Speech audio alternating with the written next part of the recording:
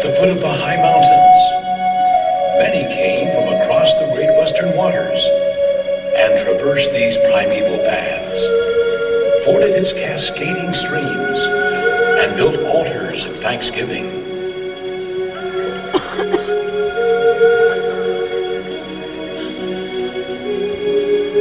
The ancient fathers quietly bided through the seasons of time.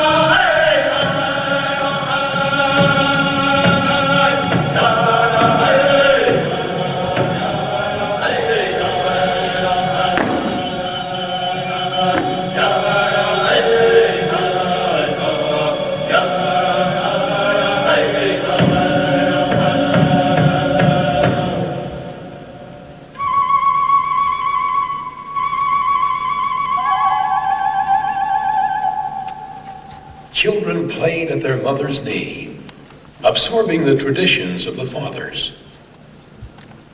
They were obedient, following the tribal way.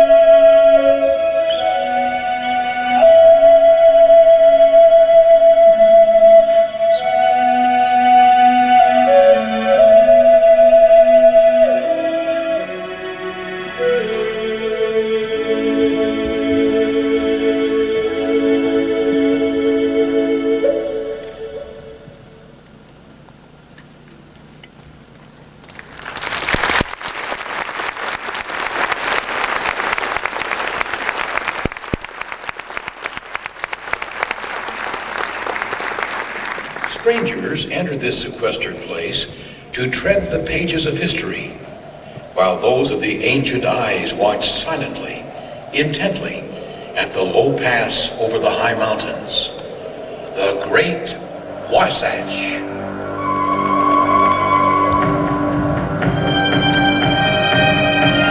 From southern sun-warmed desert breezes, explorer fathers stepped forth in consecrated zapatillas to offer deliverance, but they were of the strange and unknown way. Others appeared seasonally from the north or from the setting sun. Roughly clad in hand-laced hide boots, they traveled the heights and depths, searching, foraging, bartering, but always passing on, only to reappear in another season of the moon, adding their footprints to those of the ancient ones. Ashley Henry for the company. We were of those first ones to transverse the area. A group of Britishers seemed to think they had just as much right here as we did.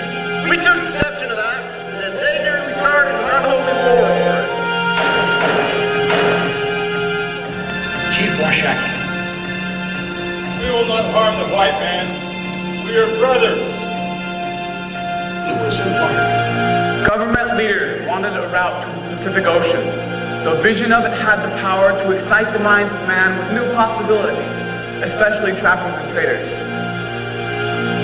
Father Pierre-Jean de Smet. I came to this country to teach of God.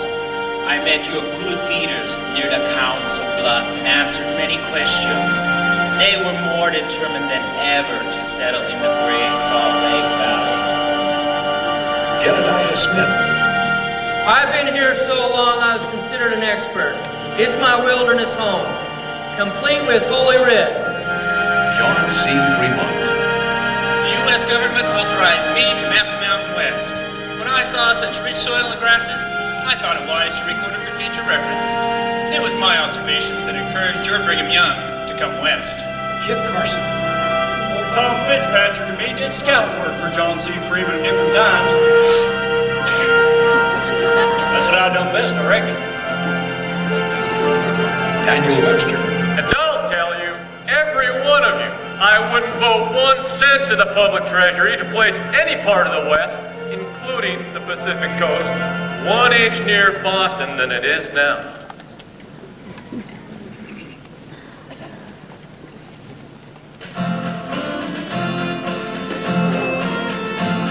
We're men just like these mountains, we're wild, we're big, we're strong. Where other men would falter, we fearlessly go on. We don't ever sit nor shaving our back, nor perfume, church, nor tea. We don't have a prisoner trimming our nails, we're rough, we're crude, we're free. We're men just like these mountains, we drop the clothes we wear. That other fellas far near town, our friends are moose and bear. Ain't nothing so fine as travel like fresh beaver, elk, and coon. Give me canyon and crab as it's age doors have no more light than stars and moon. We're men just like these mountains, ain't seen my folks in years. Back east and furs your head and for ladies' necks and ears. Now Jed is the bow and Bill cooks well and Jim seems loud and clear. There's one thing I miss, ain't had me a kiss for nigh on 7 years. We're men just like these mountains, we're wild, we're big, we're strong. The savage tribes we trade with, both howl is our song. In winter's deep snow or summer's long drought, we trudge on fearlessly. Once in a while, a sweet tender smile would warm me heartily. Just one little kiss from a shy, lovely miss would warm me heartily. We're men just like these mountains, we're wild, we're big, we're strong.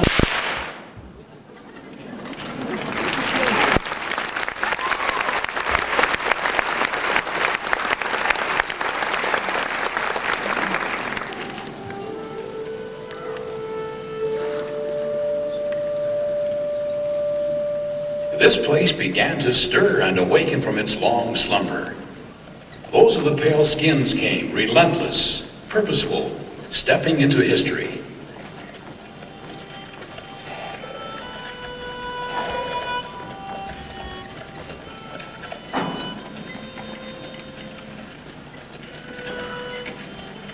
They came from over the east mountains of the morning sun. Cart and wagon wheel, oxen and horse hooves, footfalls of the long persecuted and the severely tried. They came seeking the peace of the Wasatch, where they could freely worship God, walking ever deeper into history to that future day when they would invite the nations to come and see. We have been gathered for the express desire of purifying ourselves. We are here for a purpose. It has been necessary for the Almighty to gather us out from the nations and the world. If we are to live as a Zion people in time or eternity, we must work for it ourselves. The Lord has done his share of the work. He has surrounded us with the elements, everything to build up, beautify, and glorify him. Mr. Young, I'd give a man $1,000 if I knew an ear of corn could be grown in these mountains. I've tried for 20 years, over and over, and couldn't do it. I don't think anyone can do it. Why, wait a year or two and we'll show you what can be done. Faith, Mr. Bridger, faith. No one told me there'd be 12,000 savages residing in this place. There's talk we're to feed them victuals. Maybe Brigham wants to feed them. Well, ma'am, one man's savage may be another man's savior. Why, the Pilgrims learned that when a body gets cold and hungry, your so-called savages begin to look a lot different to you. Brother Brigham calls this place Deseret, from the Book of Mormon meaning honeybee. President Young says he intends these new settlements to be the hives of activity. He needn't worry. Keeping track of 8 children on the wide open prairie is definitely activity. We're isolated from everything and everyone out here. Including robbers and murderers. And that makes this place a heaven to me. This land's dry as dust. Short on timber. There's not much game. But with God's help, we'll make it. The first couple of days, the big field out yonder was marked off. 5,133 acres. Hurt near 900 of it planted in winter wheat. Irrigation ditches springing up everywhere, so the food crops are looking pretty good. Now, if we can keep the livestock away... We need you to take a ride up north beyond the point of Ensign Mountain. Take a look around. If there's good grazing and water, we plan to send you up with the herds. Let them graze full up through next spring, and hopefully you can keep the hungry natives away. Well, I don't know where we're going to live for a whole winter. Well, Brigham's sending folks every which ways, wants to settle every particle of his territory. We'll be going north, me, my wife, my children. With the winter coming on, we'll dig into the embankment by one of the big creeks. We'll back our wagon up into it and we'll set up housekeeping till spring. That'd be pretty near perfect, I'd say. Just perfect. Mud, snow, wind environments don't bother men folk much. That's pretty nigh to perfect to them, all right. But there's nothing up there to keep a body and soul together.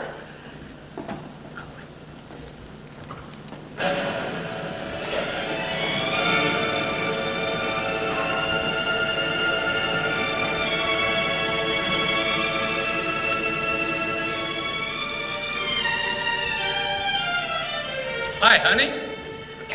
What did President Young want? He wants us to head south to one of the new settlements. Oh, Jed, no. We just got here 2 weeks ago. We've come through much worse, Althea. Where? Where did he say? It won't be so bad. And soon, we'll have our own place. We'll all help each other. Jed? Where? We're to go with 30 other families to the Stampede. But I've heard terrible stories, really I have. Indians and snakes. And I'll never see or hear from my mother again.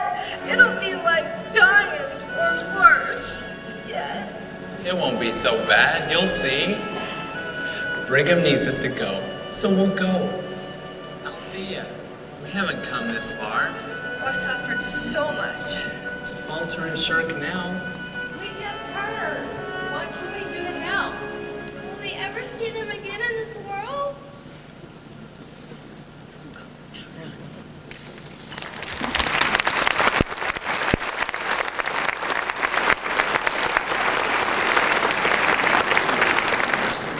first winter was mild. Even so, there were enough discomforts to go around. Wolves, foxes, and all kinds of howling predators. Swarms of mice soon became the major nuisance on the frontier. They spoiled cloth goods as well as scarce food stores. As a result, one of the most valuable possessions a settler could own was a cat. Martha! Martha! Oh, I can't find Martha. Have you seen her? Did you check down by the springs? Nothing. Don't worry, I'll check Preston's tent. Sometimes the children play out back of it. Oh, I've told her 100 times, stay close. I found some little kittens, black ones. Come here right now. How many times have I told you?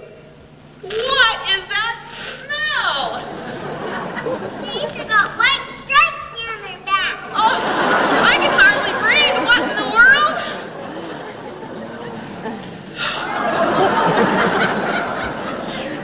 Here, kitty, kitty.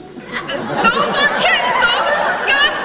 Get them out of here this minute. But Mama, you said you wanted kittens. Martha, to the creek bank, and I mean now. Oh, that smell. Out of those clothes this minute.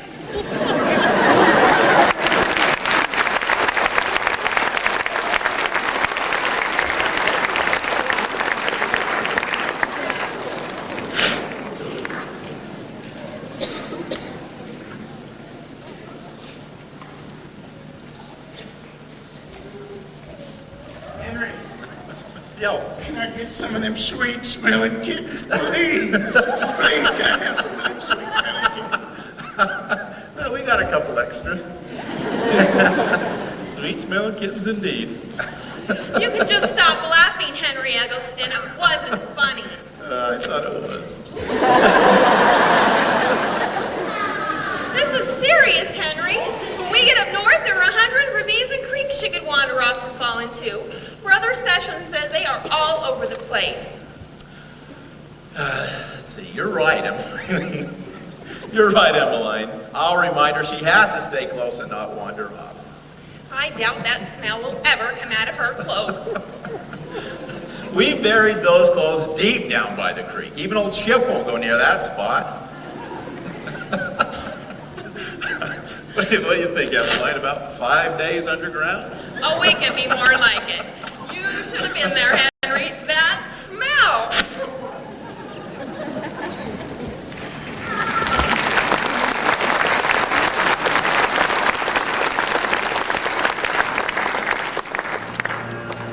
President Young called companies to establish settlements in every direction. Beck Springs and Sessions Settlement up north were among the first. Cattle grazed there the first fall and winter, and in early spring, planting got underway.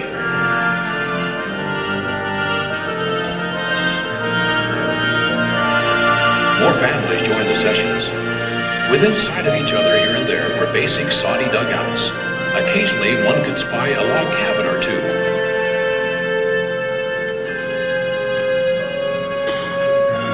Late, heavy snows and incessant rain descended aplenty. Those gritty early settlers learned that unusual situations required unusual means.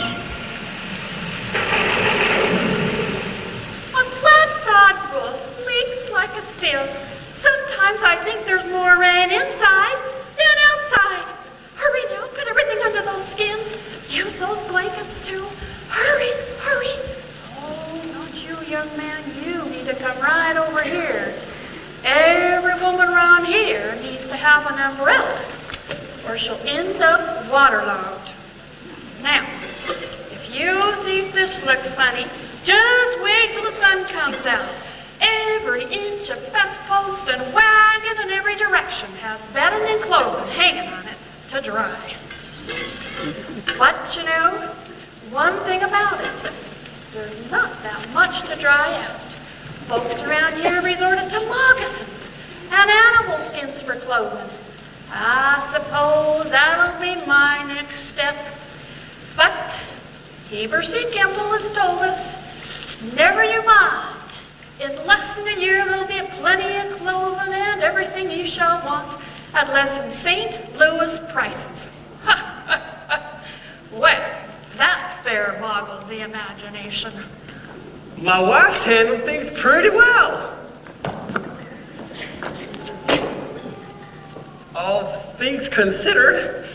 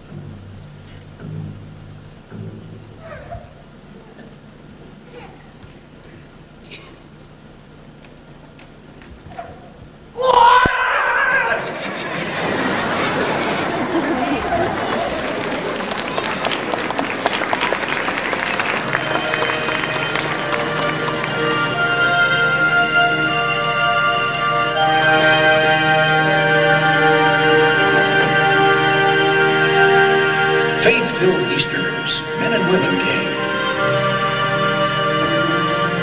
When their menfolk were enlisted in the Mormon battalion, those women learned to hitch up a horse, yoke the oxen, and drive wagons over the prairies.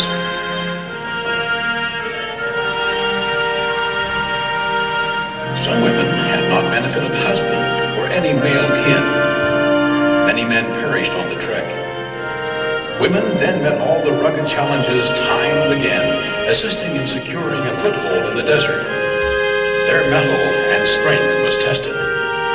Like good sister Ina May Stoll, who said, she was much relieved to reach the valley and the end of all her trials.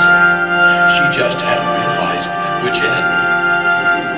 Mariah Call and Hannah Flint Holbrook were two of the women who persevered in the face of soul-stretching experiences.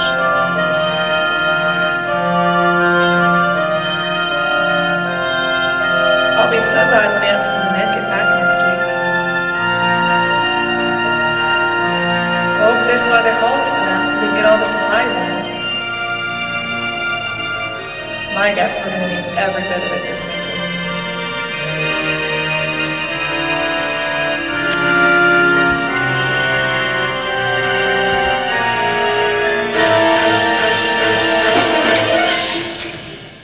Where is your men?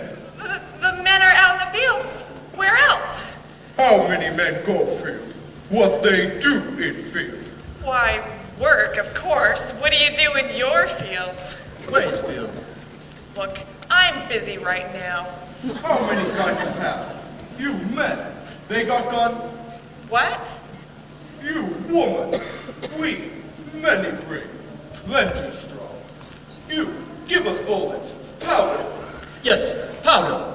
Oh, you mean powder. Powder. Much powder. Well, this is all I have to spare. Not much. Here. Much powder. Much. Now see what you've done.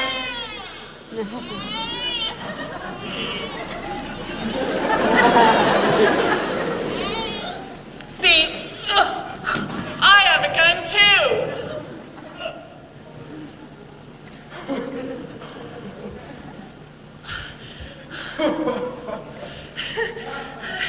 I was told Indians didn't laugh. We told women have no brain.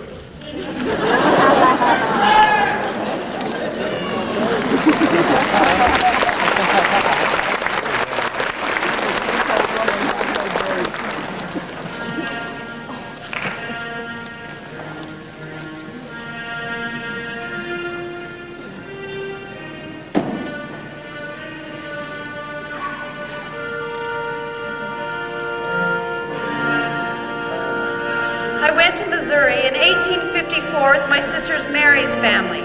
It's there I met the Holbrooks. Judge Joseph Holbrook's wife was very ill, and in need of help of caring for her 4 small children. Arriving in Salt Lake some 15 years later, I again saw a need for a school and again took up teaching. The school was nothing but the most common wickiup on the Jordan River bank, made of mud and willow, and had a cowhide for a door. Our children, our family's children, were the first pupils in Deseret. I never could turn a small child away who was willing to learn, so I became a foster mother to very many little ones as well.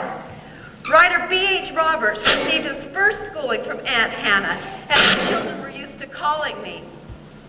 Upon removing to Bountiful, school was held in my home. I put a bench along the bedside, using the bed as a backrest. By 1854, I had 70 to 80 pupils, and my pay was raised to $30 a month.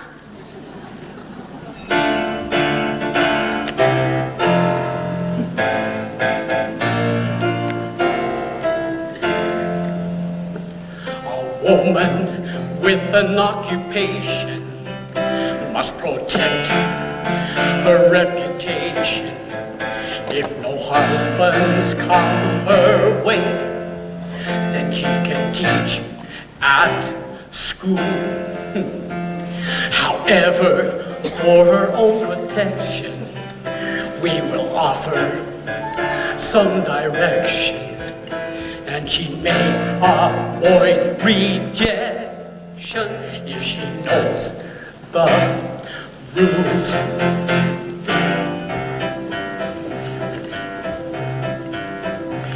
You may not marry anyone unless we all agree. You will not be a chaperone in family company. You must be home by 8 p.m. and off again by 6. You must not loiter in the town or leave the city limits. You must not smoke or drink, of course you may not dye your hair. You'll wear at least 2 petticoats and dresses down to there. Clean the sinks and sweep the floor, for cleanliness is good. Stoke the fire to keep us warm, and weekly scrub the wood. If you can do all this and keep a pleasant disposition. By the way, can you teach? Then this is your position. You may not marry anyone unless we all agree. You may not be unchaperoned in manly company. You must be home by 8 p.m. and up again by 6. You must not loiter in the town or leave the city limits. You must not smoke or drink, of course you may not dye your hair. You'll wear at least 2 petticoats and dresses down to there. You'll clean the slates and sweep the floor, for cleanliness is good. Stoke the fire to keep us warm, and weekly scrub the wood. If you can do all this and keep a pleasant disposition. By the way, can you teach? Then this is your position. Then this is your position.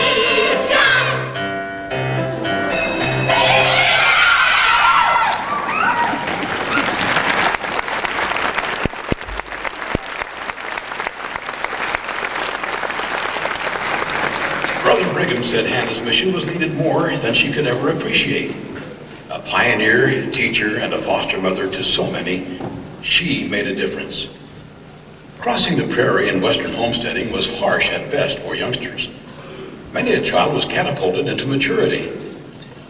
Thomas Dobson was just such a lad.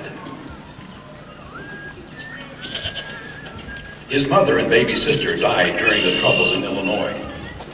Even though his father suffered a badly injured foot that would not heal, he was asked to join the Mormon battalion. Young Thomas came west, herding cattle for other families along the way. Once here, the boy continued herding cattle and doing chores to earn his keep.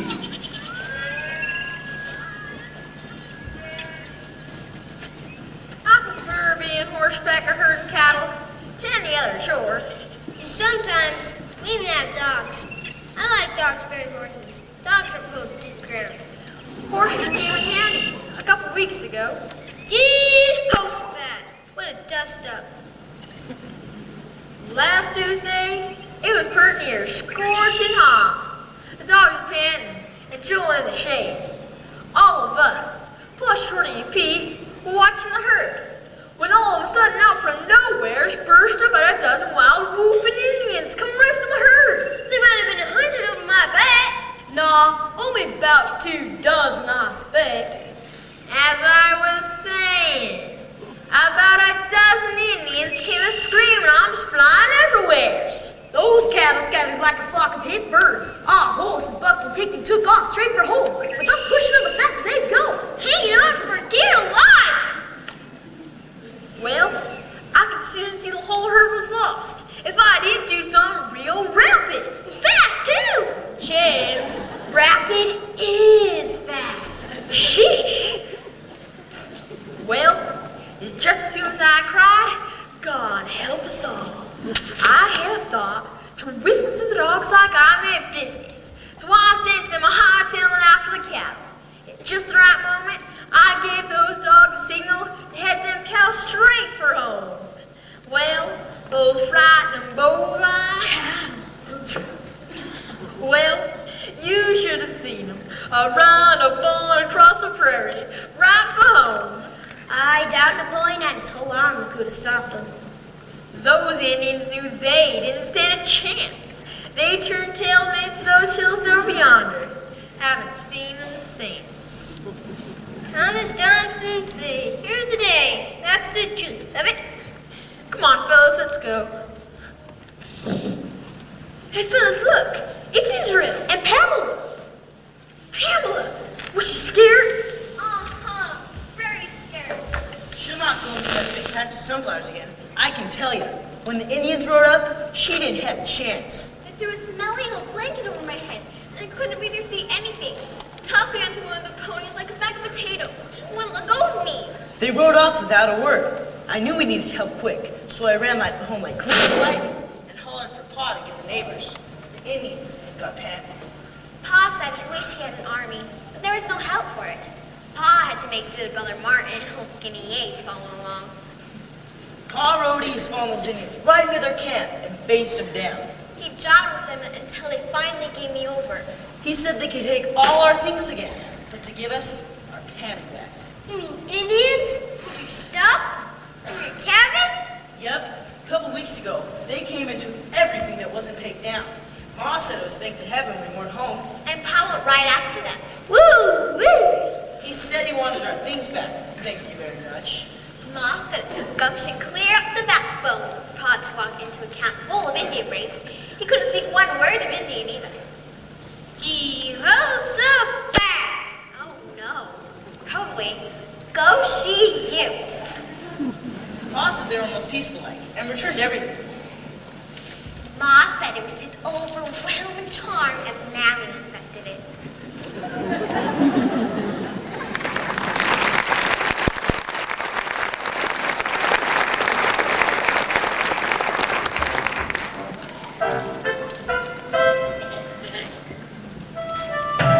There are times the innocence of youth protects them and softens their trials of faith. There was always a rich contrast in joy and laughter, much of privation and sacrifice during their more tender years.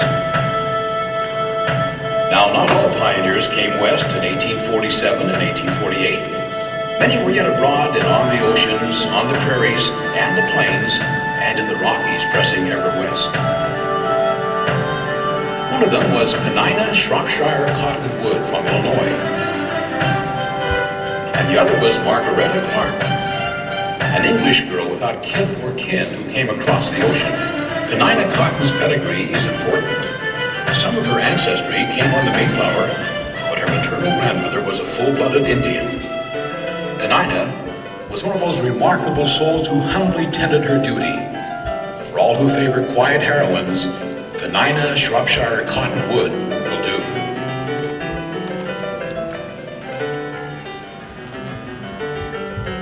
Mother said grandfather's courting of Penina was charming. He became acquainted with her as she cared for his wife Mary and their 5 children. She loved those children as if they had been her own. Grandfather Woods grew to love Penina's peaceable and patient nature.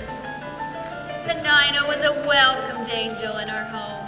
There was nothing she couldn't do. We never lacked for the comforts or necessities of life. I was well taught in the housekeeping arts.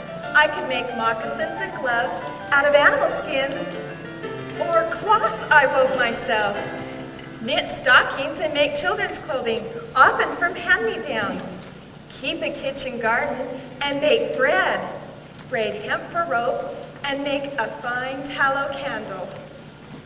My grandmother could do outside chores as well as any man. Better than most.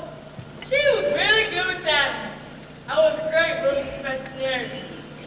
Grandmother Woods practiced worthy character habits and instilled them in us. She never quarreled with anyone. It was contrary to her gentle nature to order children about. She let them sing, "Come, children."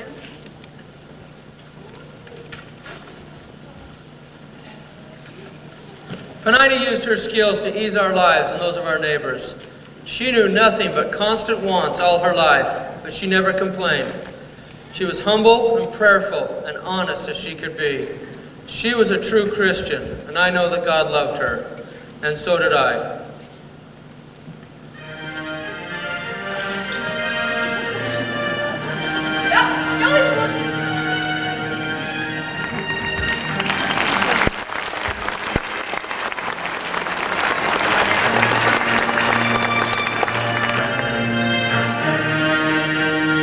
Penina Shropshire Cottonwood, gentle and unassuming. Then there was Margaretta Clark, nearly the opposite in every way except she equaled Penina in fervent love of the gospel. Margaretta was bold and possessed different qualities for her personal mission in life. I determined to book passage on the ship Huron, May 22nd, 1856, to sail from Liverpool, England, in company with my fellow saints bound for Zion. Just one day after my 28th birthday, we set sail down the Mercer River and left our English homes forever.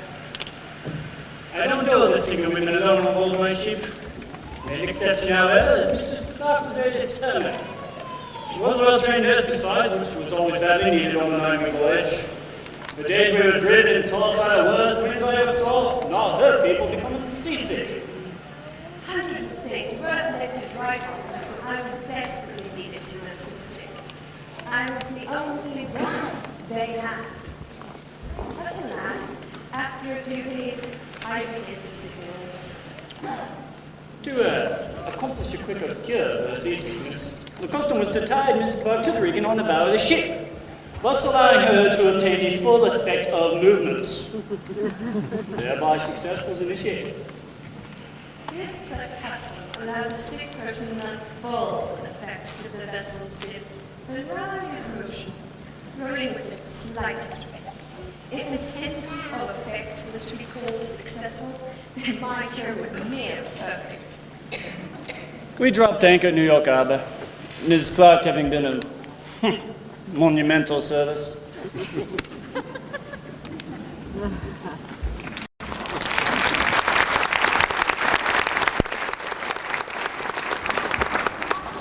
From New York to Iowa City is worth mention.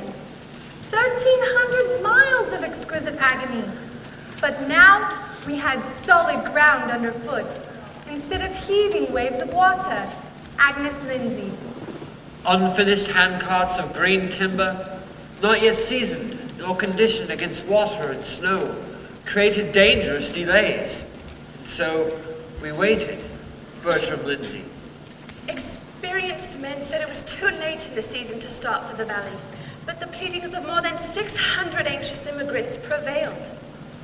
I ask you, what were we to do with 622 foreigners for the entire winter if we didn't send them on? Rupert Snow. The company left Iowa City July 26th, singing and rejoicing much. Huge herds of buffalo blocked our progress. All we could do was wait it out until the way was clear. We've been lost. Indians terrorized us, At one point, we encountered over 1,100 wall-painted red men. The first I ever saw.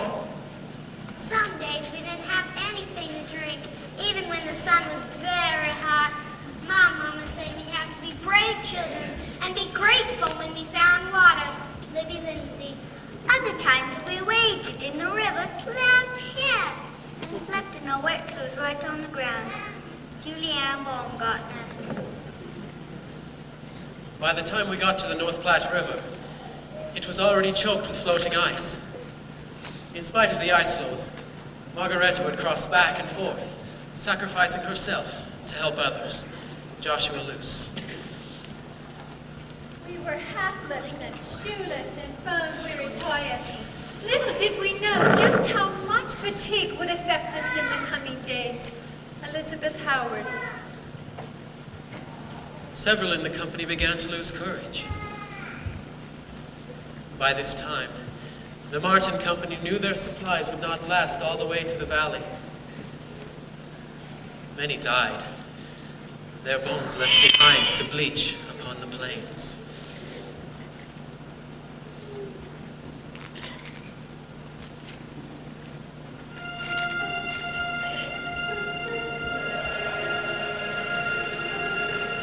Near the mountains, the grade dramatically increased up snowy, rough, and rocky trails. So many were sick, the daily march was shortened, and insufficient rations were necessarily cut day by day. If an ox or a horse stopped and fell, it was dragged to the camp where it was bound to save our able monarchs.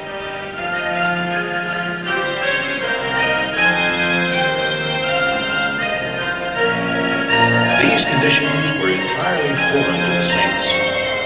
Each night they scraped a large spot in the snow before making a rude bed upon the bare ground, only to awake the next morning under a blanket of newly fallen snow. The rigors of it completely undid many. The wonder is that any of the Martin and Woolley companies survived.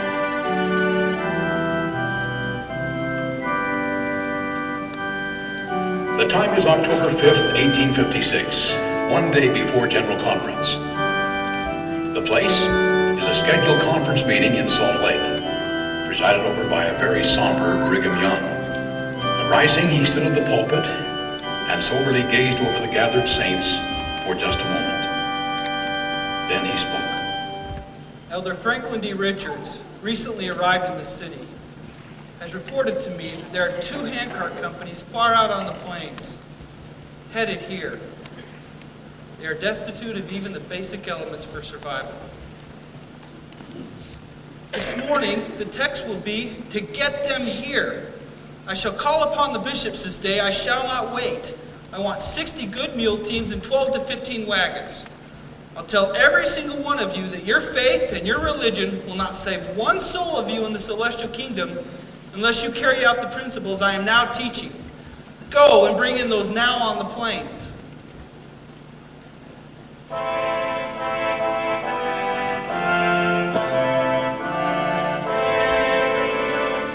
2 days later, on October 7th, 6 wagon loads of food and supplies were assembled and ready.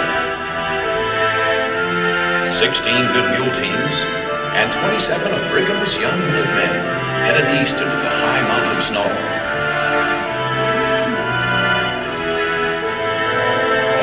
Help came from other parts of the territory. By the end of October, 250 teams were on the trail to render life-saving relief. All of us in Captain Willie's handcart train were as near a desperate condition as any you could find. We were ahead of Martin Company. At Devil's Gate, the advance party found us, nearly past the point of shivering or caring. William Page. Nothing in life so far could have prepared us for the distressing sight that greeted us.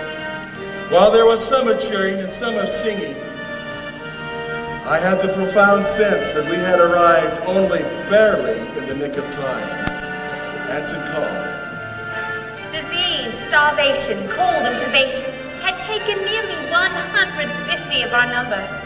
I leave you to picture for yourselves the joy of this dying band of loyal Latter-day Saints when Dan Jones and Abe Gar rode into camp and lifted our hopes out of the snowy grave.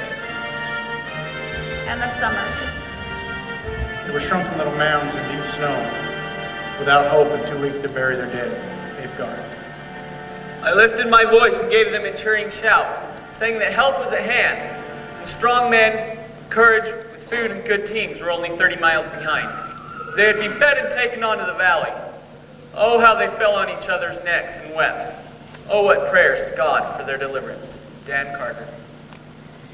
We took up in wagons all the sick and afflicted, but the stronger ones of necessity continued their walk into the valley. While arranging wagons for the return, out of the corner of my eye, I noticed a half-starved young woman gnawing on a frozen squash I had brought with the intent to feed my horses. One look, and I knew that poor thing was freezing to death. I called to her and told her she didn't know what in the world she was doing and that she was near froze to death. His shout well startled me, and I said, "Well, no, sir. I have been quite cold for days, but I'm comfortable now." He heeded me not and gripped my hand rather painfully. I told him, "Hold on, sir, my hand is a bit sore, and you're hurting it." The dreaded man gripped on even more so. I struggled to keep him from hurting my frostbitten hand, but I landed in a heap of snow. I ignored her complaint and told her I calculated to hold on no matter. I called two other men to come quick. We ran her up and down in the snow to induce circulation, and thereby saved her life. And I told him that a gentleman in England would have been far more gentle with a lady. And I let her know in that case she would have been a dead lady by now. Anson Cole saved both of us. He's a good man and obedient to a fault, and true to counsel from President Young regarding the matter of marriage. Emma's referring to Brigham telling me that I should marry two of the immigrant girls. Emma came with the Willie Company. I was acquainted with her brother George Summers, a fine man and a good friend.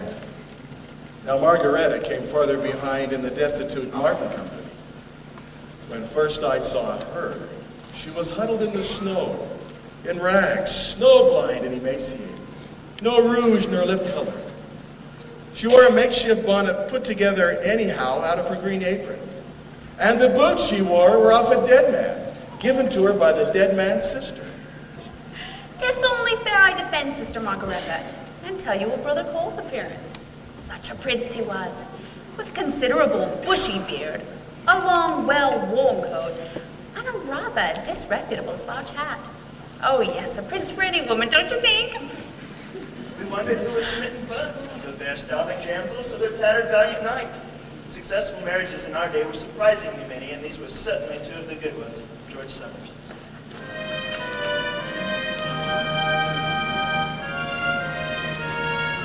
Some rescue lost the will to go on. I refused to give up. I took 2 horses along, riding one and leading the other. F. Hanks.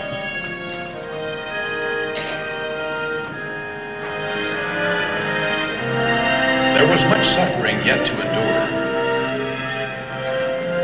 Approximately 12 to 18 inches of snow covered the ground those last grueling miles out of the mountains. Shortly after leaving Devil's Gate, wagons were meant to carry most of the baggage and more of those on foot. But crossing and recrossing the Sweetwater River with so many, so helpless, it was difficult to decide who should be taken up in wagons and who should walk. Our company was comprised of women, children, and the sick. There was considerable crying among the women and children, and a few of the men wept also. Our wagons could not accommodate them with the ride. All the bobbings, the drivings of this people, I have seen nothing to equal this ordeal in the snow and the frigid icy waters. Not in the days in Cardigan's jail with Brother Joseph was it this terrible. I could scarcely refrain from shedding tears at their lamentable condition. I would have willingly have given my life if it would have saved any of them. C.H. Wheelock. We met up with the rest of our rescuers at South Pass. Work parties were busy keeping the pass open east of Salt Lake City, which speeded our journey. I have word now that the Martin Handcart Company is approaching the city, and I wish all of you to go out and meet them. When those in the Martin Company arrive, I do not want to see them put in houses by themselves. I wish the sisters to nurse and wait upon the newcomers. I wish the sisters to prepare them a mouthful of something to eat and to wash them. Prayer is good, but when baked potatoes and milk are necessary, prayer will not supply in its place. I want you to receive them as your own children. I am willing to take in all that the others will not.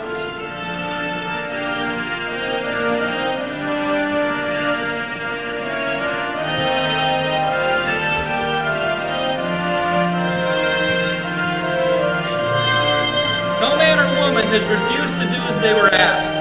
Rescuers have worked day and night without rest.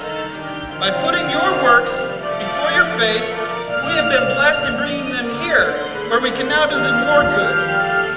Our appreciation is for all who heeded counsel and took prompt action. All who by consecration and sacrifice made possible the rescue of their brethren from sure and miserable destruction.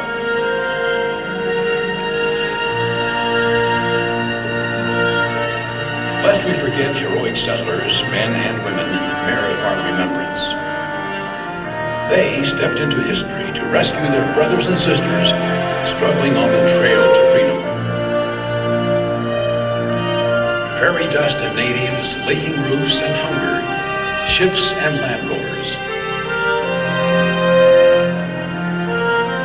Sad times, glad times, snow-blind eyes, and eyes of great vision, all of it juxtaposed upon a tired and tested people on the Wyoming plains and at the foot of the Great Wasatch. Deseret was established. Soon pioneers would begin to make this place, this desert refuge, blossom as the rose.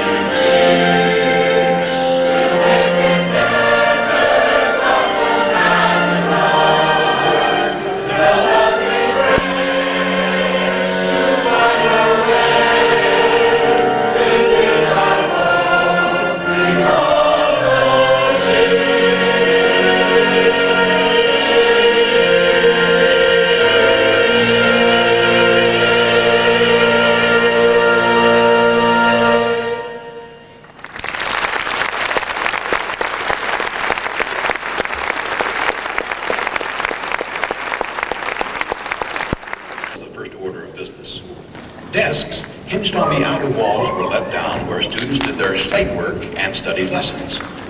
On Sundays, church seating was arranged in rows. This same building served civic needs as well. and was utilized for social get-togethers. Lights were lit, instruments tuned, and the pioneers gathered.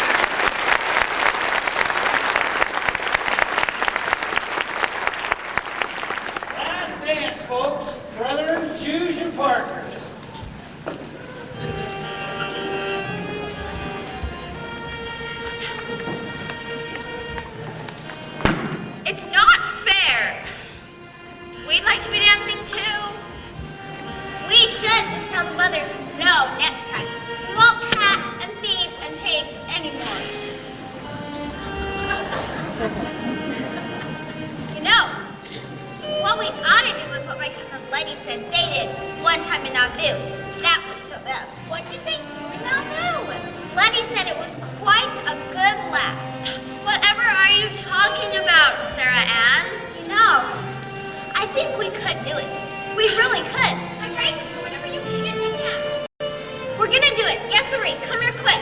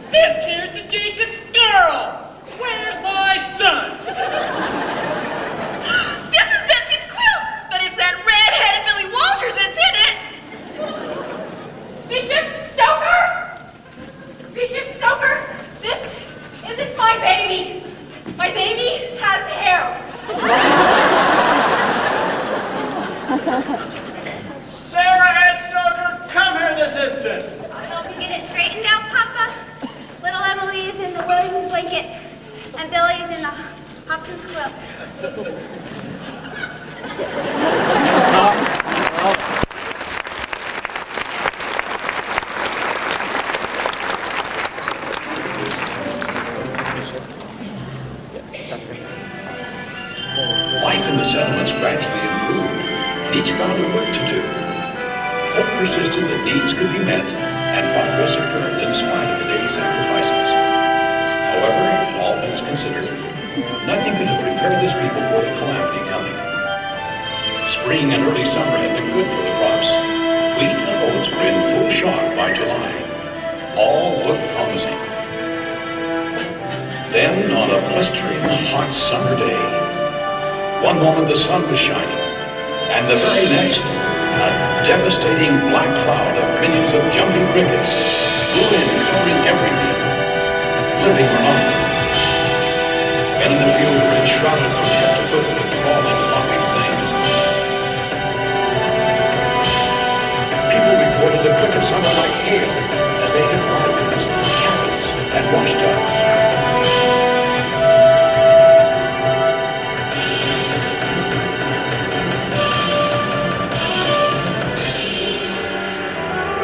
The sound of their feeding is like a herd of cattle eating in a cornfield. Every green thing is like castor beans, and the leaves of certain trees is being eaten. Our onions seem to be favored for them. Eat the tops of the onions right on down into the ground. Turnips are likewise eaten out of the ground. Trees, denuded of their leaves and having the bark stripped from the smaller trunks, die. Water in our creeks are stained with the excrement of the insects and assume the color of strong coffee. Cattle refuse to drink until compelled by extreme thirst. Even fish caught in the stream taste like those beastly crickets.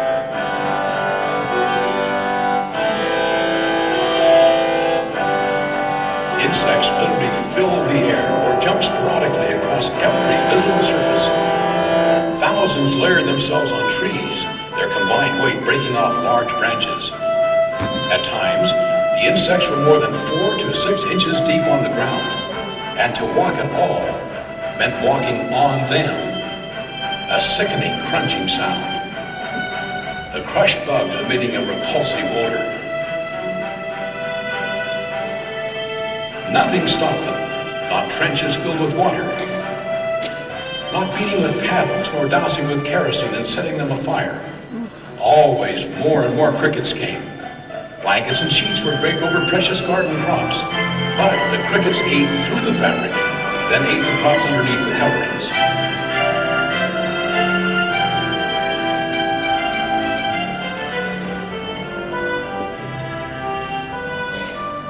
Crickets. Wingless, dumpy, black, swollen-headed with bulging eyes and cases like goggles. The Mormons compared them to a cross between the spider and the buffalo. The Deseret cricket, Oranibus simplex, surges down from the mountains in desolating myriads. The black Philistines mowed their way down, even to the ground. Colonel Thomas L. Kane. Down in Salt Lake, Elder Ridge stood in a wagon, very solemn, praying and preaching out of doors. Said, "Brethren, I do not want you to part and take your wagons and teams with you," intimating that we might have to leave this place and let the crickets have it. It was at that instant that we heard fowls flying overhead, 7 gulls. In a few minutes, another larger flock passed over, and they lit down quickly till the earth was covered with them. Pretty meeks. On our way to the California gold fields, we heard of a most peculiar thing in the valley of the Great Salt Lake. An infestation of black crickets. Mrs. A.J. called me.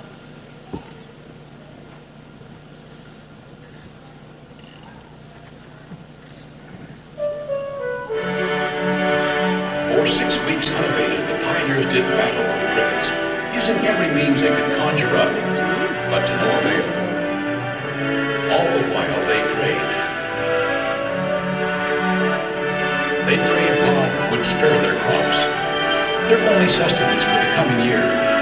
Crop failure meant disaster for all, and so they prayed. On entering the valley, we spied a miracle in progress. Great flocks of curlew, a fowl as large as a partridge, gobbled up the crickets and saved the crops of the Mormons. The gulls that eat the crickets, throw them up, and eat again and repeat the process. A little before sundown, they flew to roost on a sandbar a little ways off.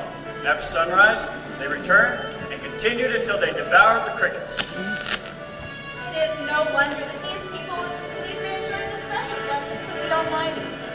Timing has proved to be everything in whether they survived another year or not. The seagulls were not unlike the miracle of cackling geese who roused the slumbering ancient city of Rome, just in time to beat back the invading Gauls, thereby saving the Roman people.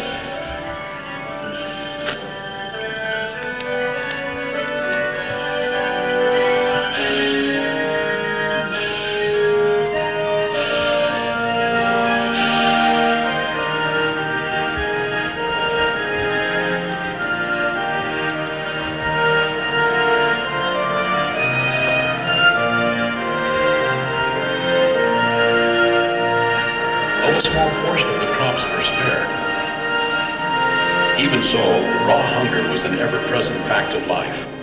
Resources to supply foodstuffs those first years was limited at best. As numbers in the valley increased, so did shortages of foodstuffs. While on the December exploration, we launched a boat in the lake and caught some fish. However, by the next spring, provisions were scarce, and our people were of necessity placed on rations. Each person was limited to about half a pound of flour per day. We ate crow, thistle tops, bark, roots, and seagull lily bowls, and wondered when the God of heaven would bless and prosper us. We were faithful, we were true. Surely before long, he would bless us. Harley P. Pratt. As a last resort, I took rawhide and put it in boiling water to get some kind of nutrients from it. Esther Goodson. My family went several months without a satisfying meal of victuals. I'd walk somewhere of about a mile to a patch of wild roses to collect berries, eating them stems and all, so hungry was I. At times I shot hawks and crows, and they ate fairly well. I'd search out mire holes and find cattle dead, take whatever meat I could and eat it. At times it was wolf meat, which was not too bad. Built wood spades to dig seagulls, but couldn't supply our wants. I worked particularly hard for thistle roots.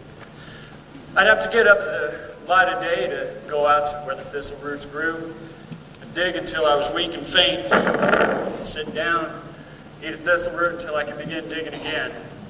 By the end of the day, I'd have a bushel or more of thistle roots. My family was so hungry, they ate them raw. Many times I wondered when this misery would end. Their pitiful and very real hunger added to their straitened circumstances and made survival all the more exacting. Did God hear their prayers? When would he send relief? How much longer could they go on? Gold! They found gold in California! Gold? Where'd they find it? We can tell you where, but you don't think twice about going after it. But we could be rich. No more worries forever. You'll lose everything, including your life back there. Men will kill you for your gold. I'm willing to give it a try. I think it's worth a try. Not me. I've done enough travel for a lifetime just to get here. You can't go, Carl. You just can't. But Clara, surely you can see. Brethren, gather around now. I want you to listen. I tell you that God has appointed Deseret as the place for you to gather, and you will do better right here than you will ever do by going to the gold mines. No other country equals this. As for gold and silver and the rich minerals of the earth, let them alone. Let the others seek after them. Clara, we ain't got nothing here. Nothing but sand and sagebrush. We have each other, Carl. And the saints. Our future is here. I love you, Clara. But I gotta try. We can be rich. Carl! Oh, Carl.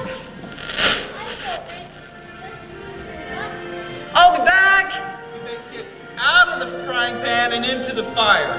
And we've been kicked out of the fire and into the middle of the floor. And here we are. We'll build cities and towns by the hundreds of thousands. We're here in Deseret, and here is our destiny, and where we will stay.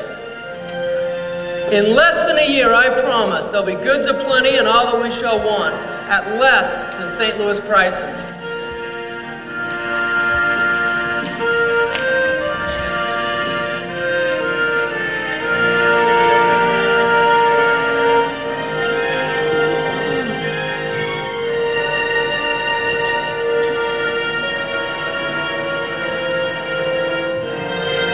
Some listened and heeded counsel. Some did not. Either choice had consequences. Some never returned from the gold fields, leaving hardship and grief for those left behind. The economy began a slight improvement as the battalion soldiers mustered out in California and received their battalion pay. Some brought a little gold dust back to Deseret, joining their families and loved ones after a year's grueling absence and poverty.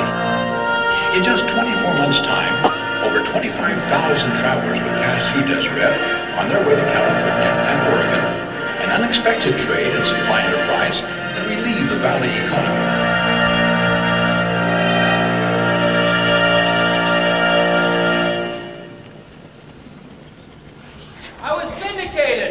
Parties of empty wagons were sent out to collect discarded items along the trail.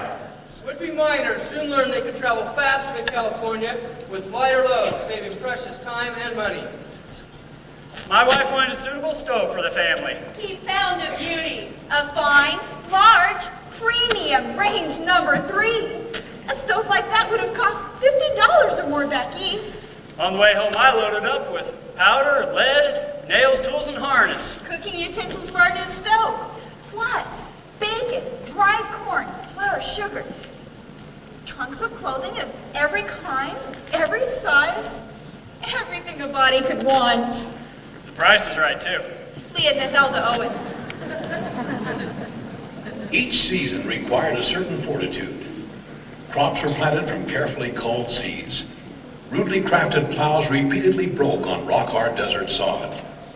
Searing heat was often broken only by sudden cloudbursts, causing parched streams to overflow from the deluges of rain.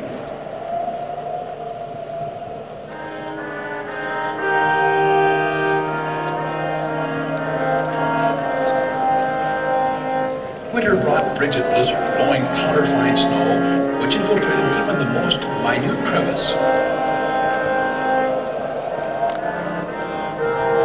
But it was the perilous east winds which exacted the greatest toll.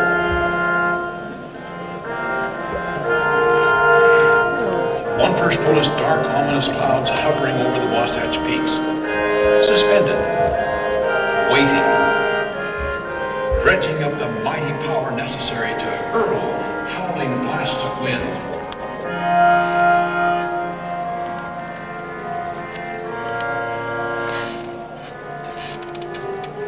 East winds flattened everyone and everything caught without shelter. The east winds have come again. The weather glass shows 6 degrees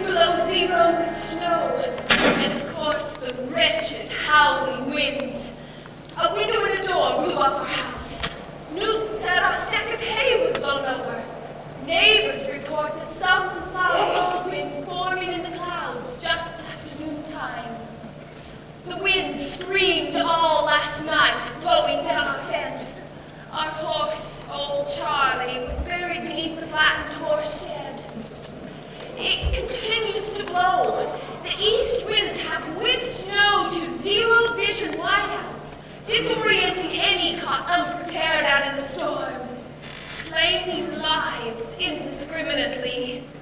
Emily Tuttle. 4 a.m., February 10th. Very cold. Our tiny babe is terribly sick, and the nearest medicine is down in Salt Lake. So I'm taking a wagon load of aspen logs to sell to the furniture company, so we'll have enough money to buy the medicine. John Rigby.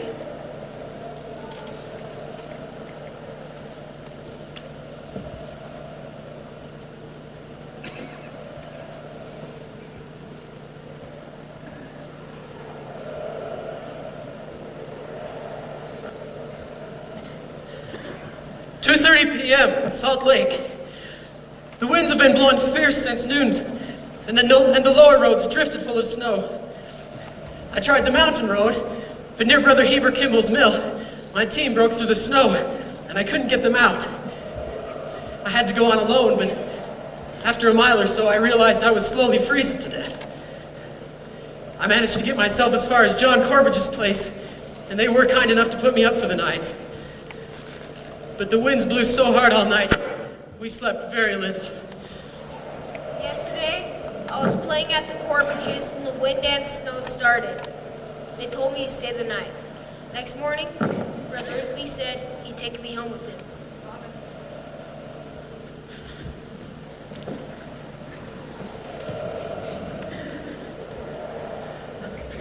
It's so cold! The boy is near freezing to death. So I drag him along and shake him pretty good to keep him alive. Violent gusts hit, and then build to a terrific driving force. Then after a spell, there's a near-dead lull. Like it's a gathering force for a new attack. When the winds hit hardest, we drop flat to the ground. Then during the quiet spells, we jump up and run as far as possible. Burst into my store on a huge gust of wind. My wife got them warmed and fed, but then it was my sad duty to take Brother Rigby aside and tell him the tragic news. Sometime after he left for Salt Lake, the roof blew off his cabin. His wife wrapped up the feverish baby and tried to get to a neighbor's place. But mother and baby were found pinned by the great winds to a fence, where the two of them froze to death. Finally, the winds abated. We dug out Charlie and stacked up our hay. Brother Rigby lost his wife, his baby, 200 head of sheep, 6 horses, 10 cows, and 4 pigs. All he has left in this world is a calf, a colt, and a black dog.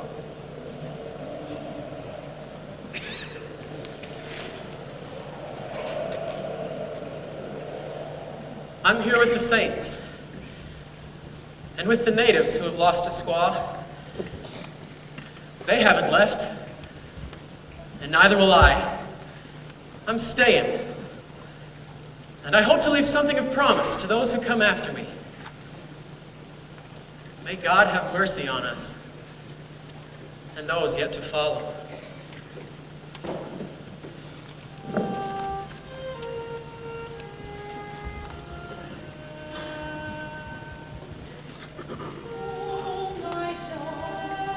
How long I waited for thee, as our weeping raged with fever's cheer. But the wind you graced did rage fiercer, and my wait for you ended in the cold. Thou wilt come no more, gentle Lizzie, like a flower thy spirit did depart. Thou art gone, alas, like the many that have bloomed in the summer of the heart. Shall I never more behold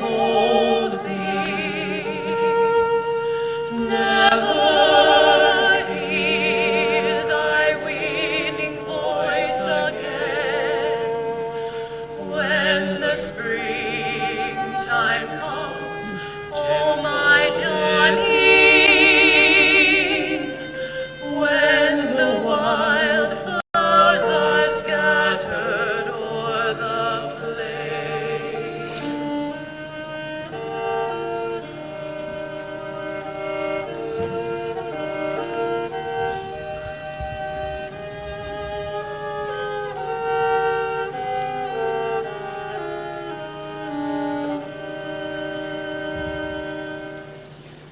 When your life ends there, oh my darling,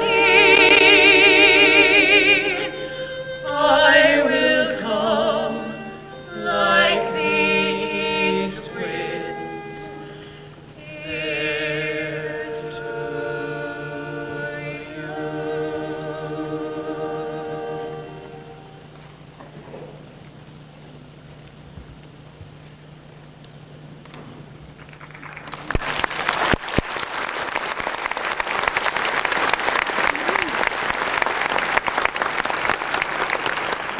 We came to these mountains because we had nowhere else to go.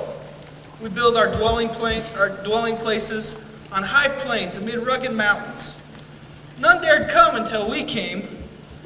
The rising generations will remember what we suffered to come here, what we sacrificed for their behalf. As the people gather to this valley and gain strength, God will temper the climate, and we will build. We'll have the best weather, the cleanest water, and the purest air on the face of the earth. We'll cultivate the soil, and God will bless us. God did bless them. Tenaciously they hung on to build for posterity. Zion was in their minds and hearts. So they prayed as if everything depended upon the Lord, then got up and went to work as if everything depended on them. Their eyes were steady as they looked toward the uncharted horizon. And so, some pressed forward, and some pressed for autonomy in Deseret. Freedom from Washington-appointed government officials.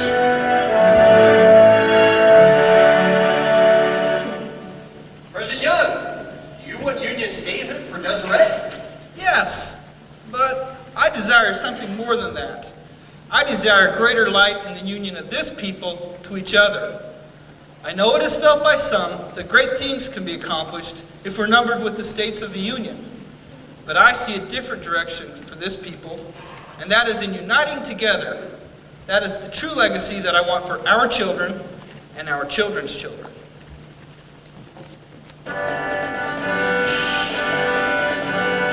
Seldom far from the minds of many was this drive for statehood.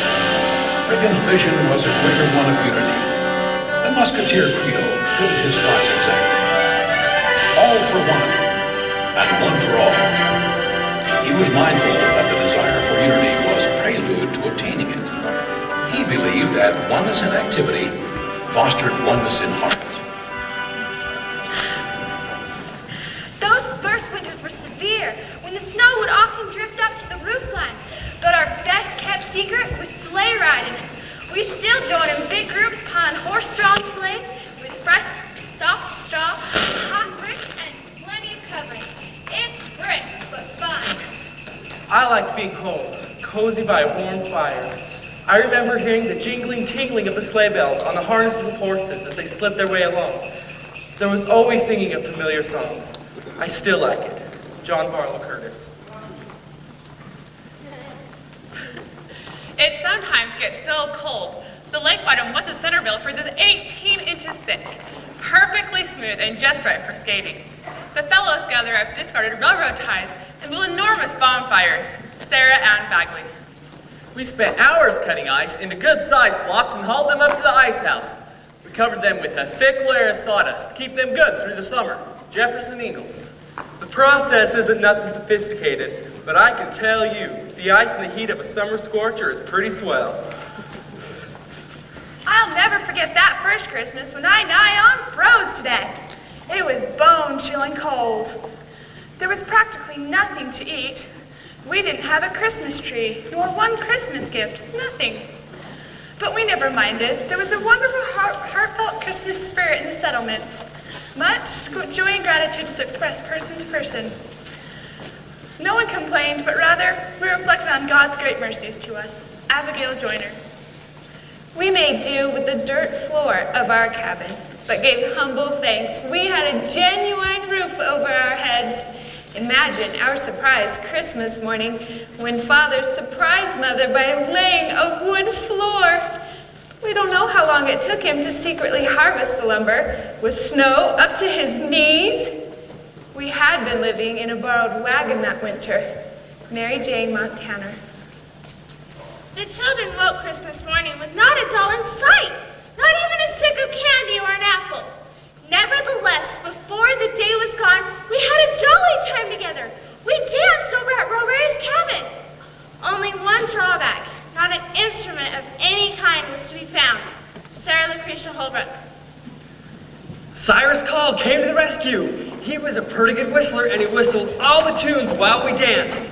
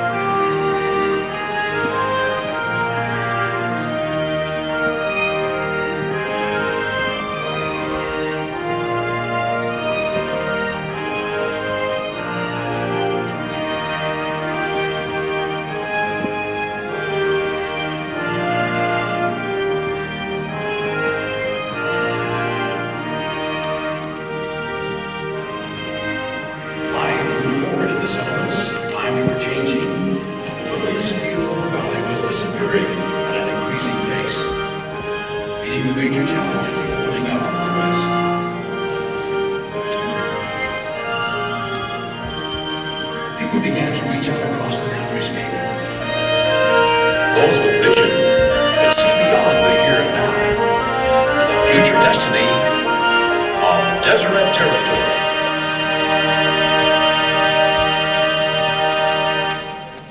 As for our admittance into the Union, I believe the Senate and House feel that Utah is fully entitled to statehood.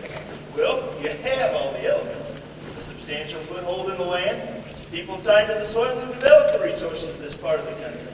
You have railroads and other improvements and well-established manufacturers. Unfortunately, what you don't understand is that many feel you would be unfit citizens because of your peculiar practices. They won't have it.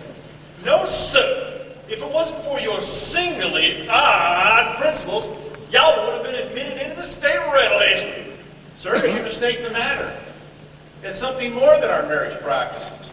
Even if we were to eliminate the practice, there would be something else put forward to disallow a statement.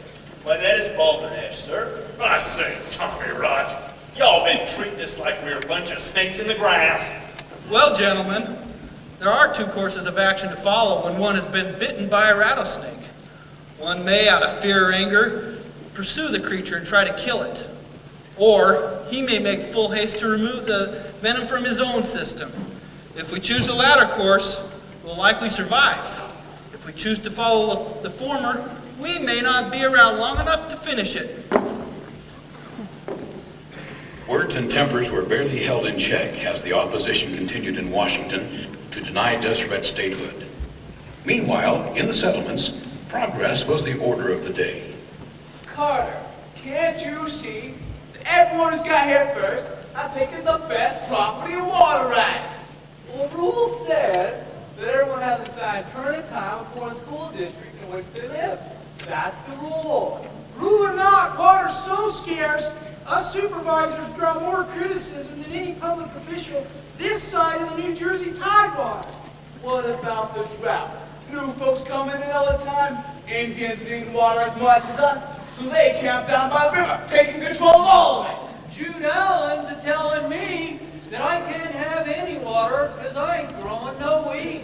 Since when was that right? I've got the wheat. I need water. Tell you what, why don't you folks all let you do water master as soon as this turns up? Because as soon as it's up, I'm through. And nothing short of $1,000 gold can get me to take this contrary job again.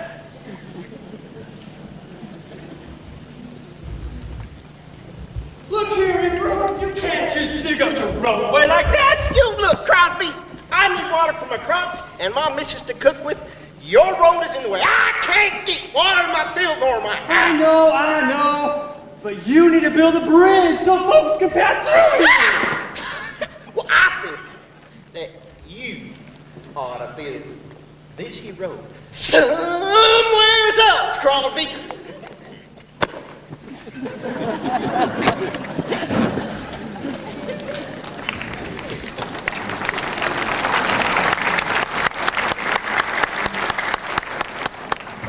What do you mean, pay? I couldn't hurt you, right, mister? It's a public roadway, ain't it? You're mostly right. I built this bridge so people wouldn't get stuck in the gully yonder. People pay to cover the cost of materials. Labor was free, my friend. Don't you call them friends? They call me too big for talking old big rock back out there. I mean, how would a robbery? Mallory, I ain't gonna do it. I don't need no bridge. I'll just go around it. That's good. Out of your way. I got a few bucks to pull you out when you're ready.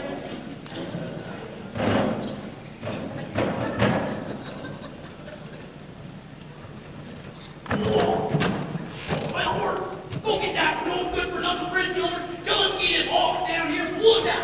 Time to waste it. Chester, you're still desperate.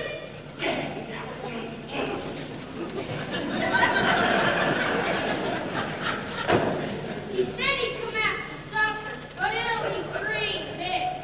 Fine, 3 minutes. That's how we robbery. Paid in advance. You think paid in advance? I'll bet they call him Blackbeard Bridge Builder. Water rights and roadways. Both were essential to the orderly flow of life. Building Zion was proving to be a complex operation. The continuing anti-Mormon sentiments back east resurfaced, prodded by a self-interest in some men and a desire for revenge in others. Unscrupulous forces were at work to prevent any spread of Mormon influence. President Buchanan listened to calculating and self-serving aides he had surrounded himself with. At their instigation, President Buchanan gave the orders and marched government troops against the territory of Deseret.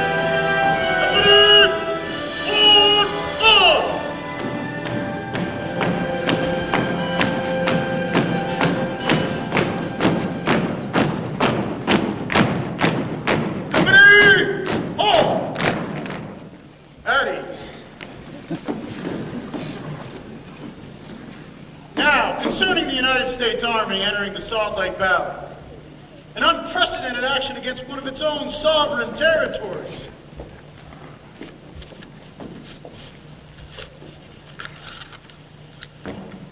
Be it resolved that we hold ourselves, our lives, and families ready in carrying out our constitutional rights as free men, and in maintaining these liberties forever, against every invading foe. Brethren, I say before we ever allow the U.S. Army into these valleys, we evacuate our homes, and if need be, torch and destroy everything of value. We're not looking for it, but if trouble comes, we'll not say them nay this time. Strong talk indeed for an unprepared and ill-equipped community militia. Last-minute preparations of homemade bullet pouches and scabbards were hastily underway. Men marched off to Amos P. Stone's field and camped there for the night.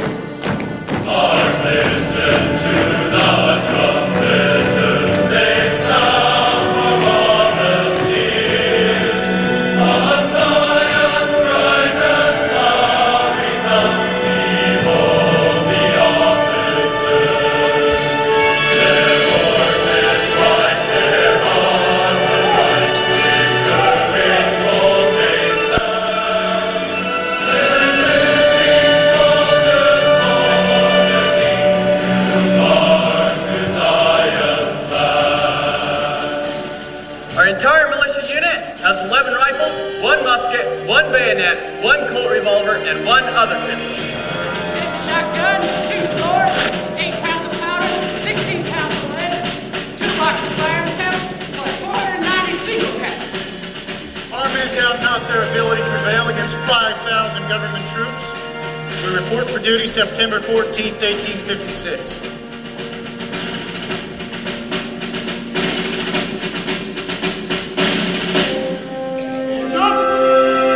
Orders were given, and war in the mountains was on. A call went out for 4 horses, a wagon, harnesses, and beef, accompanied by 2 men to the battlefront. In September, 12 men were sent to the command of Major J.D. McAllister. They were to ensure the safety of Mormon immigrants still on the trail. Soon after transfer, these 12 men soon found they were reassigned to Wyoming. Our orders were to hinder the progress of the very United States Army by harassment tactics. I went on at least 9 spy missions. Excellent information allowed us to capture 1,340 cattle, 92 horses and mules, which were being used to supply the U.S. Army, practically in our back pasture. 54 blankets were confiscated, as well as several serviceable saddles, coats, and rifles. Captain appointed me to go on 5 missions, torching 147 supply wagons and destroying nearly 20 miles of prairie. No forts in those parts. Fort Supply and Fort Bridger, 2 Mormon outposts were burned. They won't be putting up either place this winter. We had orders not to shoot at any U.S. troops, and they had no qualms of firing upon us in October and November. We weren't there to hurt no one, just to protect our homes and our families. By late November, U.S. Army mules were dying of hunger. Our mission to deny provisions and comfort was a success. The U.S. Army was stopped dead in their tracks. Saturday, December 5th, snowing. At daybreak, we all started for home. One of the boys froze his feet. When we got up to Salt Lake City, the band came out to greet us. We marched right up to Brigham Young, where he dismissed and blessed us, as did General Daniel H. Wells. Even so, all was not over. People were called in from the settlements. Missionaries like Anson Call returned home. Between December 56 and April of 57, an old friend of the Mormons graciously intervened at his own personal expense.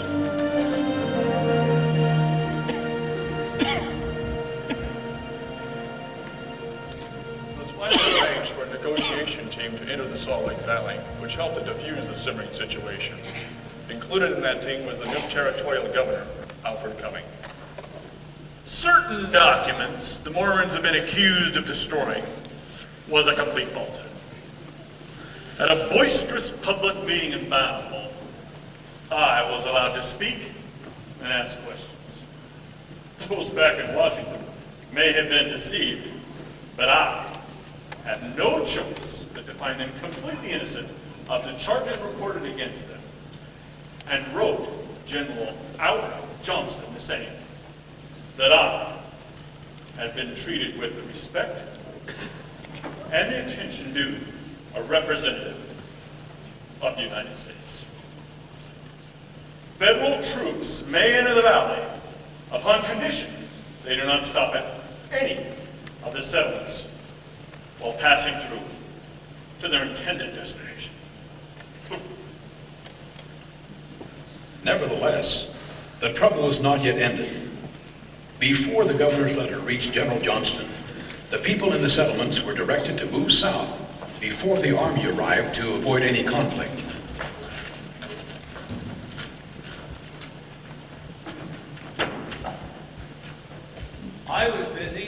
month of April, 1858, making nails and boxes for the families preparing to leave. This remove seems more difficult than the 2,000-mile prairie trek. We've left our homes yet again. All we want is to live and worship in peace. Sister Crosby. We traveled south with our neighbors. There's good feed for our stock and plenty of fish in the river. Older Cordelia thirsting. We know not where we'll end up. Sister Willie. Back east, news sheets call this the Great Mormon Exodus. People don't have anything.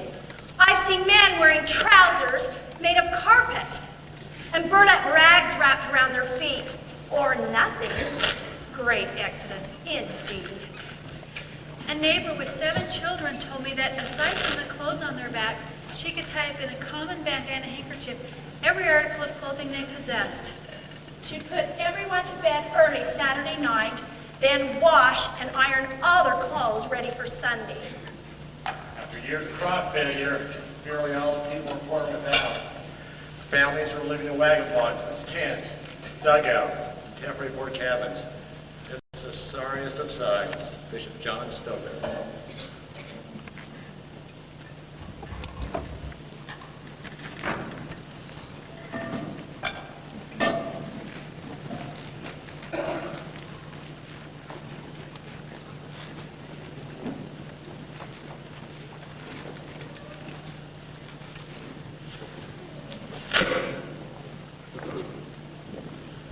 We knew people would suffer if they followed Brigham's direction.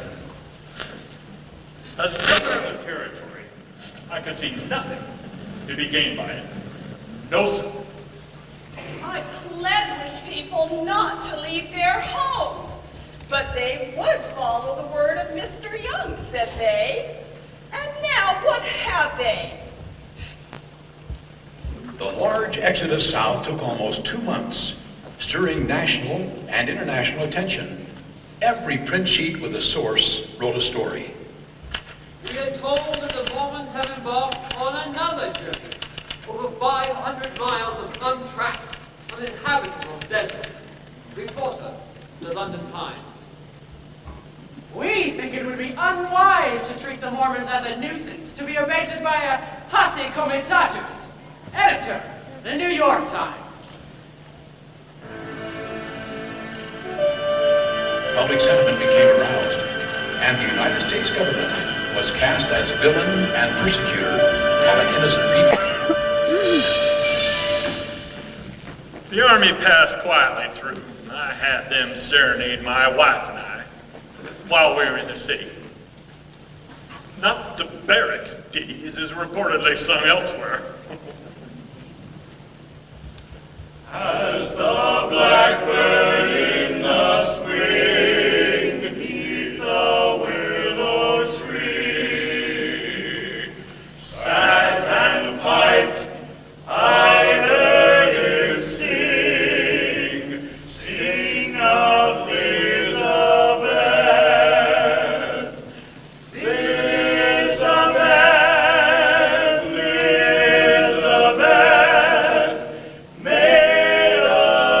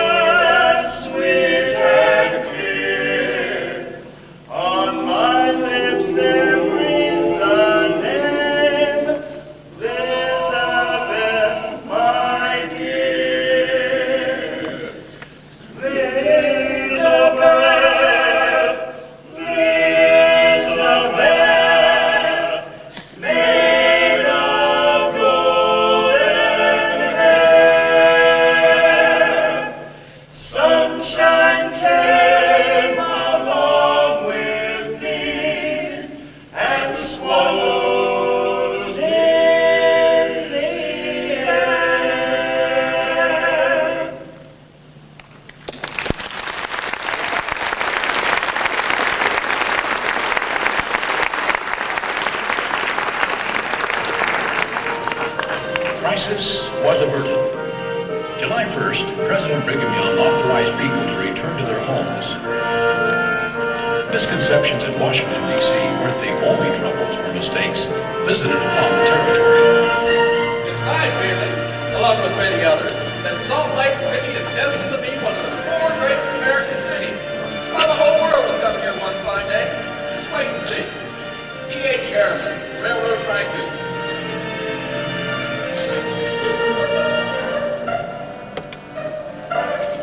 Occasionally, mismanagement closer to home took on humorous proportions. When the railroads would not fund any more track in the territory, church leaders and citizens joined together, providing all materials and labor themselves.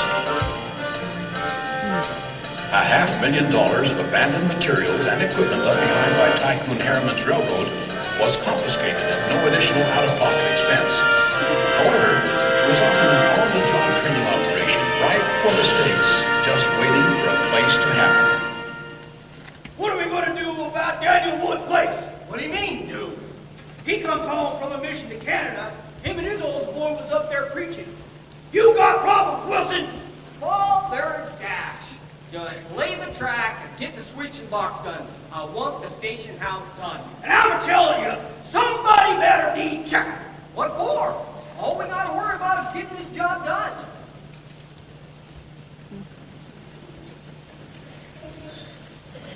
Pa, I think we're almost home.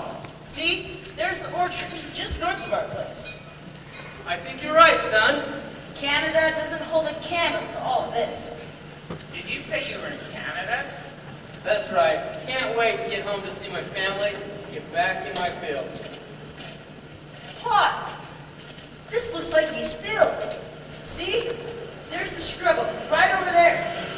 Next stop, 2 minutes, Woods Cross. What did you say? Well, next stop in approximately... This is East Field. Look! Next stop, Woods Cross! He said this is Woods Cross. Woods is Cross. Darn mad about it, too.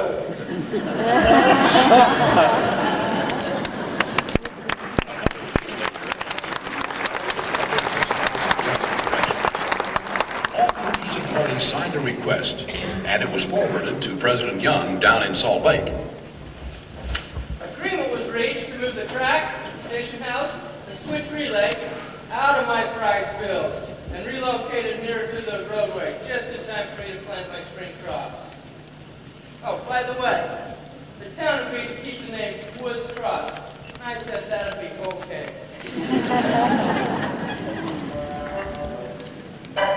And so that was that. The station house is yet standing by the highway in Woods Cross. President Young knew the best way to resolve situations was to meet them head on. The people have many similar experiences in life after all, and are pretty much the same everywhere, he said. However, he may have changed his mind after visiting one of the settlements down south.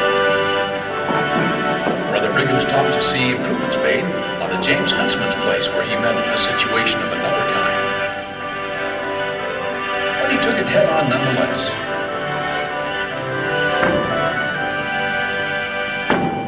Hello, Brother James. Hello, President. Keeping well? Yes. Wow, you've made great improvements here. It's taken time, but we see headway. Good.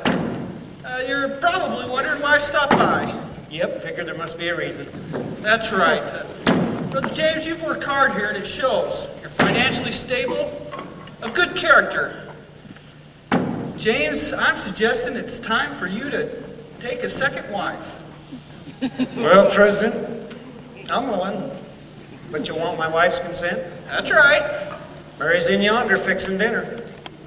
Fine, I'll just say hello and visit a little with her if that's agreeable with you. As you please. Just knock at the door. Hello in the house. Sister Huntsman. Come in. And don't let the dog in. There, you're keeping well? Sit a spell. Thank you. Well, the children look happy and healthy. Pressure always puts roses in the cheeks. Then they ought to be rosy cheeked, sure enough. Mary, I've been visiting with James and made a proposal for him to consider. We agree that it requires your blessing. it seems the right time to proceed. Oh, proceed with what? Well,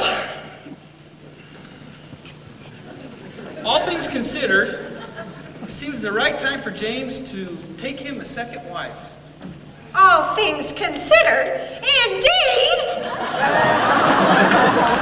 Thanks for the hospitality, Mary. James, I've been visiting with Mary. I think you have all the wife you can handle.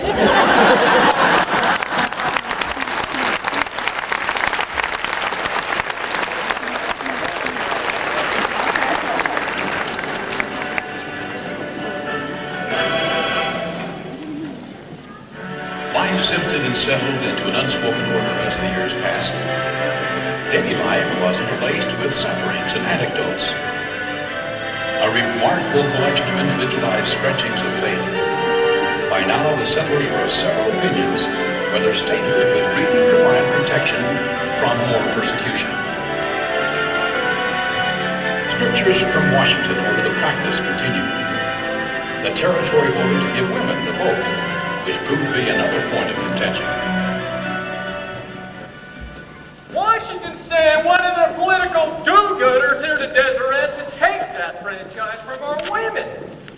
This fellow said women voting here would only add more power to the Mormon males in the territory because our wives are slaves and will vote just as they're told to do by their husbands. Doesn't it surprise you, married gentlemen, how some intelligent men back in Washington believe other men's wives can be bossed around? Heber J. Grant, elder in Israel, and husband.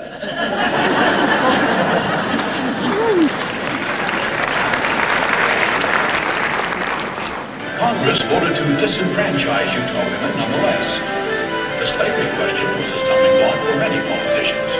At great issue was the territory's small population, far short of the required 60,000 constituents required in a proposed very large state. Manufactured suspicions and oppositions raged. Now and then, a moderate voice was heard.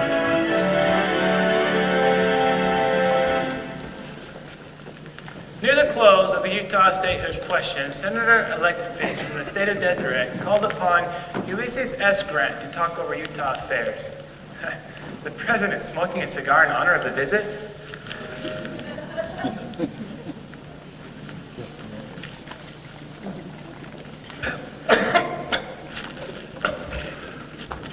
Mr. President? Mr. President, I hope to convince you of the advisability of admitting Utah into the Sisterhood of States. I'm unalterably opposed to the admission of Utah. Yes, but you have been prejudiced against the people out there by unfair advisors. I'm unalterably opposed to the admission of Utah. But our population is sufficient. We have a fair constitution, and it would be a great relief to the people out there to get into the Union. I'm unalterably opposed to the admission of Utah. Under any terms? Yes, under any terms. At least they can learn how to behave themselves before they come in. If you refer to polygamy, they would no doubt surrender to that for the sake of admission and peace, although it is one of the doctrines of their church. Oh, and isn't murder one of the doctrines of the church? Indeed not. Mr. President, there are less murders committed out there than in any of the surrounding territories. As I said before, you have been greatly misinformed about the true condition of affairs. Surely you don't believe all you hear against the Mormons. Well, where there's smoke, there must be fire. Suppose we should say the same thing about you and the lies told about you. Silence and smoke. By admitting us, the troubles out there would be at an end. Silence and smoke. It's of the utmost importance to the welfare of her people and the development of the rich resources of the territory that Utah be admitted. Silence and smoke.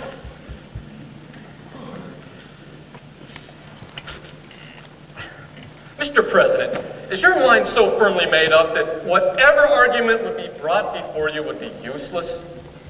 I'm unalterably opposed to the admission of Utah. And the charming interview ended. The Washington correspondent and the Cincinnati commercial.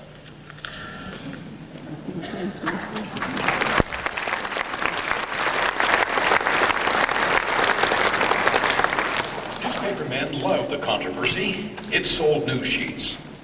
However, in time, segments of the populace came to a kind of tolerance, if not agreement, in spite of the media campaigns.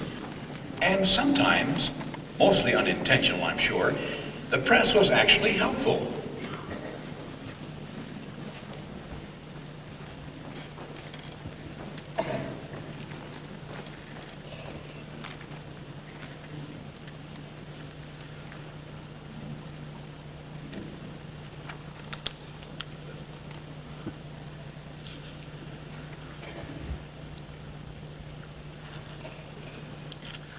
How in the world could those people leave their comfortable homes, everything, to endure the hardships and dangers, eking out new homes in that western wilderness? It's beyond me how they could do it. My good lady, they thought that God was marching by their side. And I do not know, but that they were right. I hope you're right. The pioneers did trust that God was with them.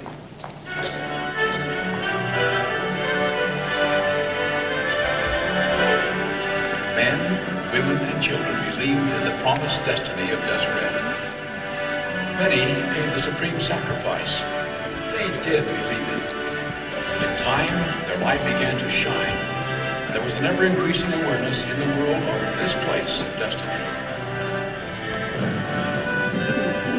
Slowly, doors and minds began to open to the rich and fruitful life in Deseret, often allowing shifts in understanding in some and a willing reception in others. And so they came from the four corners of the world to this desert place, first called Deseret. Realization came that our history, like all history, is made up of real events, real suffering and sacrifice, real life and real people. Gratefully today, many things have changed, and gratefully the faith and devotion of this people, like that of the early settlers, remained steadfast and faith-filled. Bring it to us. And so we did our best that our children and their children might live in peace and harmony. Years from now, we'll be able to judge the value of our many sacrifices, and our children will know what we did here. I never gave up. You enjoy today what we labored to establish decades ago, an oasis of freedom in a desert of roses. This is where the Lord gathered his noble individuals, in the tops of these mountains. We are here for a purpose. We have been gathered from the nations of the earth to this place. The kings and captains of the ages have long departed to the written pages of history. The God known of old is yet our Father and with us. Sacrifices yet stand in humble testimony of that past vision of a future destiny. This is the place. This is our day. This is our time.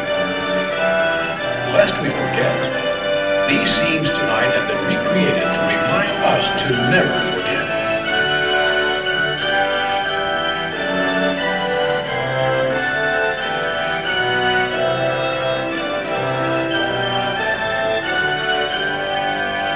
Good people of many origins settled here, bringing their heritage and gifts, enabling all of us to enjoy a fuller, richer life.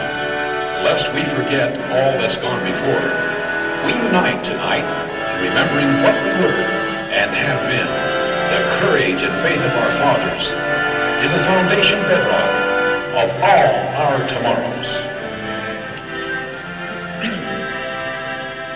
People who do not remember what they were yesterday do not know what they are today, nor what they are trying to do. We are trying to do a futile thing if we do not know where we came from or what we have been about. Woodrow Wilson, President of the United States.